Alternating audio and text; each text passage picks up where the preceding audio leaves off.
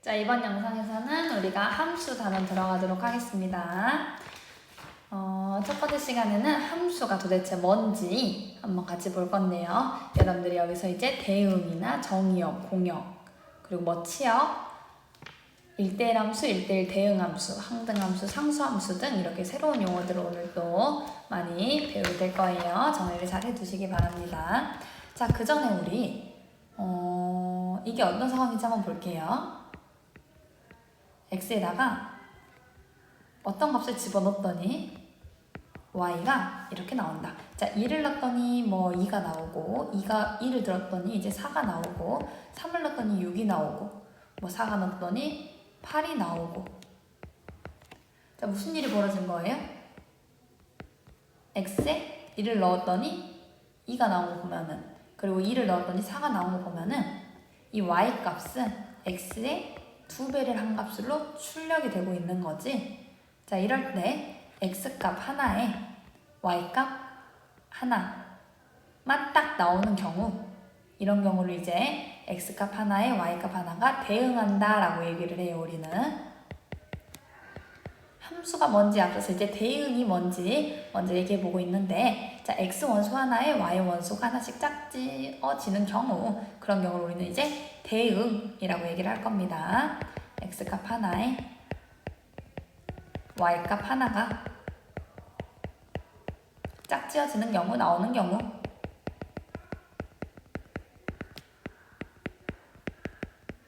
이 경우를 우리는 대응이라고 얘기를 할 겁니다. 대응한다 라고 얘기를 할 거예요. 자, 그러면은 x값이 이렇게 정해짐에 따라서 y값이 정해지는데, 이 경우가 오직 하나씩 딱 정해지는 관계에 있을 때 우리는 이 y를 x의 함수라고 우리 중학교 때 얘기를 했었어요. 맞나요? 그럼 이제 고등학교 때는 이렇게 얘기를 할 거예요. 수집합 x, y에 대해서 x의 각 원소에, x의 안에 있는 이 원소에, 정역 x의 원소에 이 y의 원소 하나가 짝지어지는 경우, 대응되는 경우, 다시 얘기해 볼게요. 집합 x의 원소, 모든 원소라고 할게. 모든 원소가 집합 어디에? y에, 집합 y의 원소들과 하나씩 뭐 하는 경우? 대응하는 경우.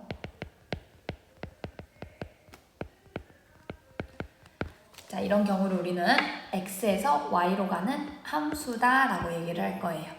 이 경우를 x에서 y로의 함수다 라고 얘기를 하고, 기호로는 어떻게 나타낼 수 있냐면은 x에서 y로 가는 함수다 이렇게 표현을 하게 될 겁니다. 자, 이런 경우 이제 함수 fx 라고 보통 하니까 f라고 표현을 할게요. 그래서 우리는 이게 함수가 맞는지, 함수의 정의에 맞는지 아닌지를 구분할 수 있어야 돼. 그래서 예를 한번 들어볼게요. 다시 한 번만 얘기할게. 집합 x의 모든 원소가, 왜 모든이 붙었는지는 이따 볼게요. 집합 x의 모든 원소가 집합 y의 원소들에 뭐 하는 경우? 하나씩 대응하는 경우 우리는 함수다 라고 정의를 하게 됩니다. 자, 함수의 정의를 봤으니까 함수인 거 아닌 거 여러분들이 구분할 수 있어야겠지. 자, 얘를 한번 봐볼게. x에서 y로 가는 함수. 예를 들면은 자, 교과서에 있는 예를 들게요. 자, 이게 함수인지 아닌지 한번 판단해 볼 거야. 그리고 얘를 한 4개 정도 그려보겠습니다. 1, 2, 3, A, B, C 이 경우도 한번 볼게요. 그리고 하나 더 볼게요. x에서 y로 가는 함수 f가 1, 2, 3, A, B, C. 자, 이렇게 3개 함수인지 아닌지 한번 판단을 해볼게요. 첫 번째, 두 번째, 세 번째 보겠습니다. 자, 첫 번째 거 볼게요. 첫 번째 거 함수의 정의를 한번 다시 한번 보면서 볼게. 집합 x의 모든 원소가 집합 y의 원소들과 하나씩 대응한다 했어요. 일단 하나씩 대응하는 건 맞는데 3이 대응하는 원소가 없네요. x 원소 3에 대응하는 y의 원소가 없으므로 우리는 이게 함수가 아니다 라고 얘기해야겠죠? 두 번째 거 볼게요. x의 모든 원소가 대응하긴 했어. 1, 2, 3 셋 다 나가긴 했는데 뭐가 문제예요? 이번에는 하나씩 대응한다고 했는데 2가 두 군데를 갔네. 하나씩 대응해야 되는데 2는 지금 B, C 두 개에 대응하고 있으니까 이것도 함수가 아니네요. 자, 세 번째 거 볼게요. 이건 함수가 맞을까? 일단 모든 원소, 집합 X의 모든 원소가 다 같고 Y의 원소들과 대응을 했고 딱 하나씩 대응을 했어요.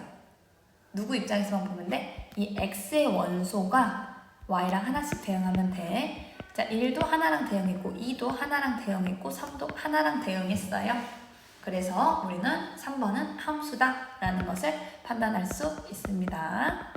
선생님 이게 함수인지 아닌지 판단하는 게 어려워요 하는 사람들은 이거를 학생이라고 생각하고 정의역을 학생이라 생각하고 공역을 학교라고 생각하면은 자, 학생들은 모두 학교를 다녀야 되지 안 다닐 수도 있지만 학생들은 모두 학교를 다녀야 된다라고 생각을 해봅시다.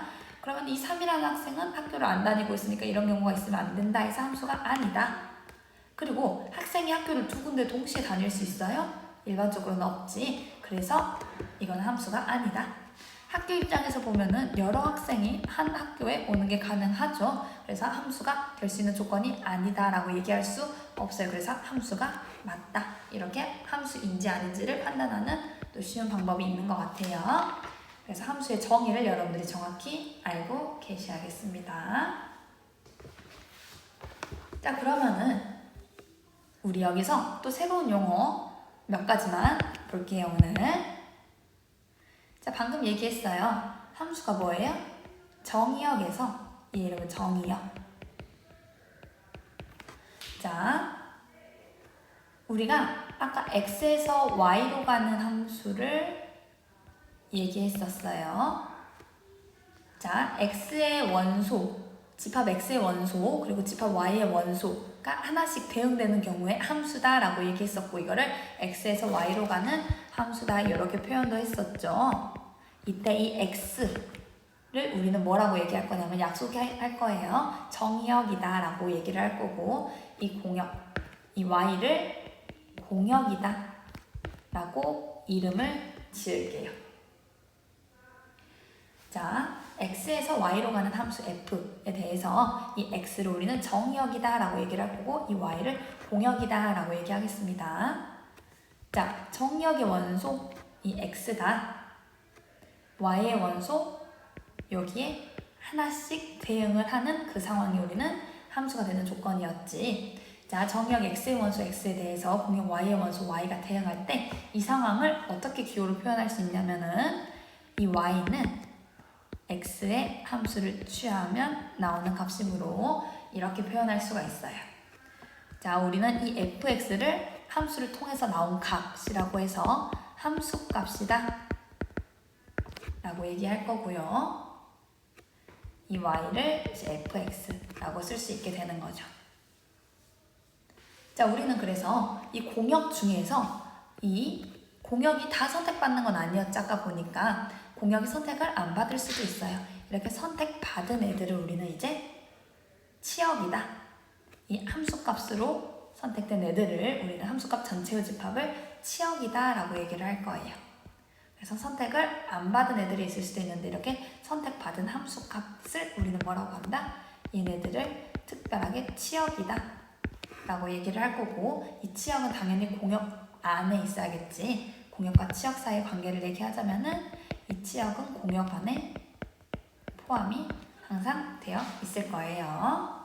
자, 그래서 우리 여러분들이 새로 나온 용어들이 있어서 좀 새롭게 느껴질 수 있는데 이 용어들의 정의를 정확하게 알고 계셔야 됩니다.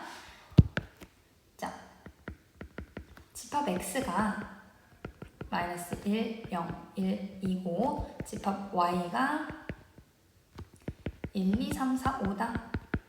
그리고 함수는 식이 x제곱 플러스 1 이렇게 나옵니다. 자, 이 함수 f의 대응 관계를 한번 그려볼게. 어떻게 그리죠? 정의역을 보통 앞에 쓰고 공역을 뒤에 쓰죠? 마이너스 1, 0, 1, 2 나오고 함수 f에 대해서 자, 대응 관계를 한번 나타내 볼게요. 자, f-1은 얼마 나와요?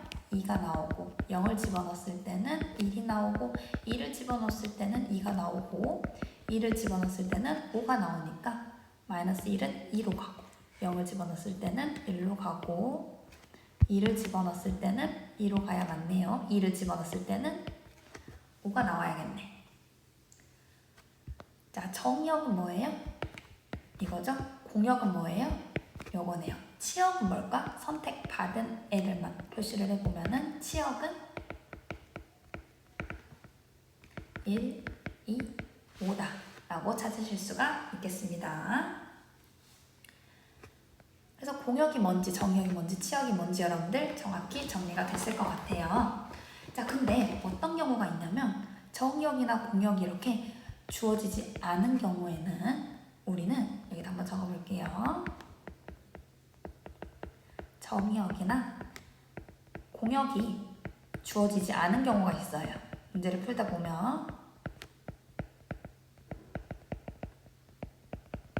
우리는 정역은 x값 전체의 집합으로 그리고 공역도 실수 전체의 집합으로 생각을 합니다.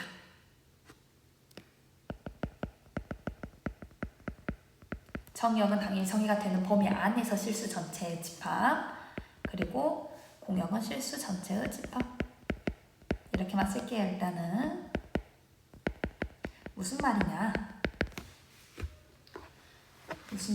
교과서에 있는 예제를 한번 보겠습니다.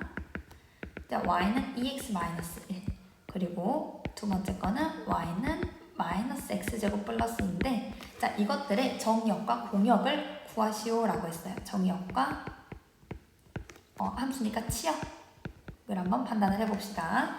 자, 정역은 어떻게 돼요? 일단 다른 조건이 없으니까 실수 전체겠지. 정역은 실수 전체라고 하시면 되고요. 치역은 어떻게 될까요? 치역은 이 함수값을 통해서 나올 수 있는 값들의 모임이지 잘 모르겠으면 좌표 평면에 한번 그림을 그려볼게요. y는 2x 플러스 1이 어떤 그림이지? 이런 그림이죠? 기울기가 2고 y 절편이 마이너스 1인 정역이 제한이 없기 때문에 치역도 위아래로 제한이 없어요. 그래서 y 값도 실수 전체겠다 라고 생각을 할 수가 있고 자, 오른쪽 것도 한번 봐볼게요. 정역은 따로 제한이 안 되었으니까 실수 전체겠고